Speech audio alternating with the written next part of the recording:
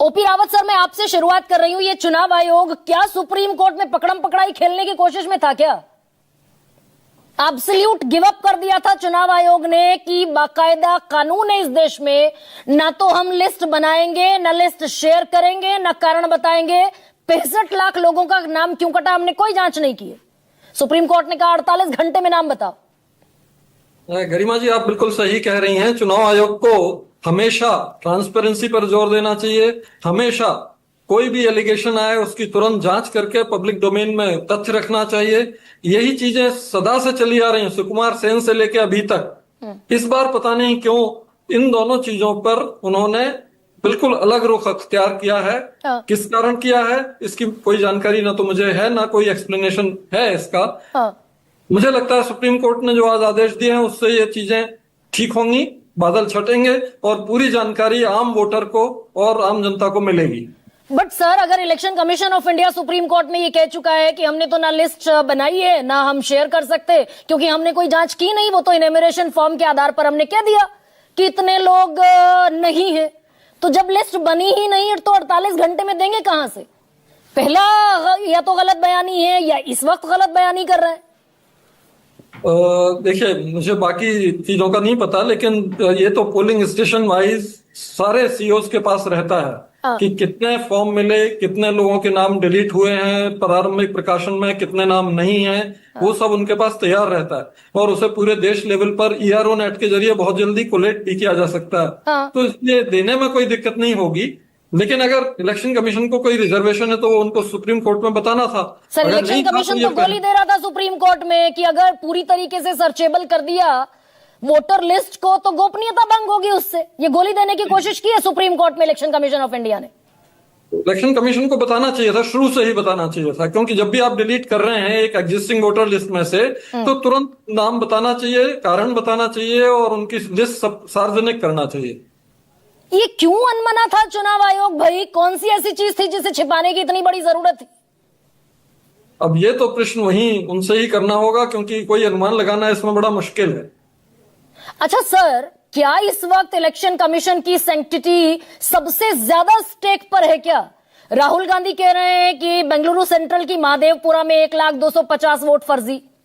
अनुराग ठाकुर कह रहे हैं कि 6 कॉन्स्टिट्यूएंसीज में लोकसभा में 2.5 से 3 लाख वोट फर्जी हैं। वायनाड में 93,000, रायबरेली में 2,89,000 वोटर्स। ये तो इलेक्शन कमीशन एक्सपोज होता दिख रहा है क्या? देखिए, जब भी इस तरह का माहौल होता है शुरू और आप उसमें इनिशिएटिव लेने से चूक जाते हैं तो फ्री फॉर ऑल हो जाता है। हर तरह के लोग हर तरह के आरोप लगाने लगते हैं और वो आपके ऊपर लगने लगते हैं। इसलिए बेटर ये रहता है कि जब भी पहली शिकायत आई थी, एलिगेशंस आए थे, अगर 10 मिनट में उसकी जांच करके उसको पब्लिक डोमेन में डाल देते तो किसी को मौका ही नहीं मिलता इस बात को करने का। वो कर देना चाहिए था। राहुल गांधी के आरोपों पर एक प्रेस कॉन्फ्रेंस कर देते, दूध का दूध पानी का पानी हो जाता। तुरंत हो जाना चाहिए था और उसी समय प्रकाशित हो जाना चाहिए था, पब्लिक डोमेन में आ जाना चाहिए महादेवपुरा सीट पर। बिल्कुल। अच्छा सर, एक सवाल और ये भी है कि 6 महीने लगे राहुल गांधी को, कांग्रेस पार्टी को इस पूरे डेटा को एनालिसिस करने में, सिर्फ एक विधानसभा के। ये 6 विधानसभा के 6 लोकसभा क्षेत्रों का डिटेल अनुराग ठाकुर के पास कैसे आया 6 दिन में? इसमें भी कोई झोल है क्या? ये वही मैं कह रहा हूँ, ये फ्री फॉर ऑल वाले ये चीज है जिसमें कोई रिसर्च नहीं, कुछ नहीं। उसके अलावा जो भी उनको मन में आया या जो भी उनको कहा सुनने में आया उसको उन्होंने लगा दिया। असली बात यह है तो कि सर, जब भी सर फिर जो हलफनामा राहुल गांधी को भरने को बोल रहे थे 20-3B के तहत प्रमाणित करें, सच बोल रहे हैं। गलत बोलेंगे तो देश से माफी मांगोगे और कानूनन आपके खिलाफ कार्रवाई होगी। ये अनुराग ठाकुर को क्यों नहीं बोला? वो बिल्कुल दुर्भाग्यजनक था। मैंने पहले भी कहा कि ये अनफॉर्चुनेट है, ये ठीक नहीं है। इनको किसी तरह का ओथ या वो मानने का अधिकार ही नहीं है, क्योंकि 20-3B किसी शिकायत पर लागू नहीं होती। ये लागू होती है जब रिवीजन हो रहा हो, रिवीजन के समय आपको क्लेम, ऑब्जेक्शन ये सब लगाने हो, तब ओथ पे आपको लगाना होता है। इसमें नहीं लागू होता। ये तो शिकायत थी, रिसर्च बेस्ड शिकायत थी कि भाई ऐसे ऐसे हमने देखा है, आप इसको देखिए। आपको तुरंत देख लेना चाहिए था और जवाब दे देना चाहिए था। सर, कांग्रेस तो ये कह रही है कि अगर 6 क्षेत्रों का ये फर्जीवाड़े का ये हाल है, इतने लाख वोटर रायबरेली में, इतने वायनाड में, इतने कन्नौज में, इतने मैनपुरी में, तो पूरा 2024 का चुनाव ही फर्जी है। ये तो कंजेक्चर है, मैंने आपको कहा ना, कंजेक्चर है, इसमें कहीं कुछ नहीं है। लेकिन चूंकि ये बातें हो रही हैं पब्लिक स्पेस में, तो इलेक्शन कमीशन को इनका भी संज्ञान लेके इनकी भी जांच करके निकाल देना चाहिए। ये कैसे होगा सर? ये कितनी देर का काम है और इलेक्शन कमीशन इसे करता क्यों नहीं दिख रहा है? क्यों पेंडोरा बॉक्स खुलवा दिया? तुरंत कर सकते हैं आप, अभी कर सकते हैं। यारो नेट है, सारी नेटवर्क पर है, सारी जानकारी है अवेलेबल।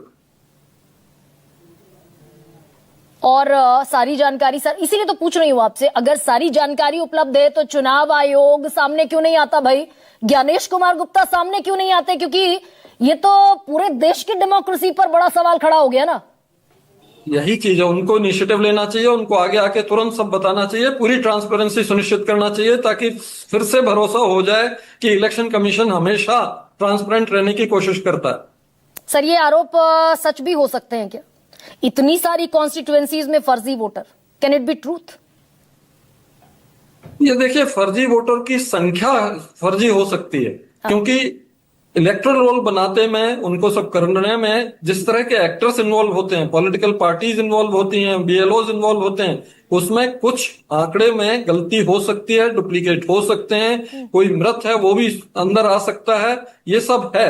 लेकिन इतनी संख्या में कहीं नहीं मिलेगा, और इसीलिए इलेक्शन कमीशन को तैयार रहना चाहिए कि जब भी एलिगेशन आए उसकी तुरंत जांच करके विस्तृत आंकड़े पब्लिक डोमेन में डाल देना चाहिए और शिकायतकर्ता के पास भी भेज देना चाहिए। अच्छा सर, यहाँ पर बहुत दो सवाल बस और पूछूंगी आपसे। चुनाव आयोग भी क्या सिलेक्टिव रिगिंग कर रहा है क्या?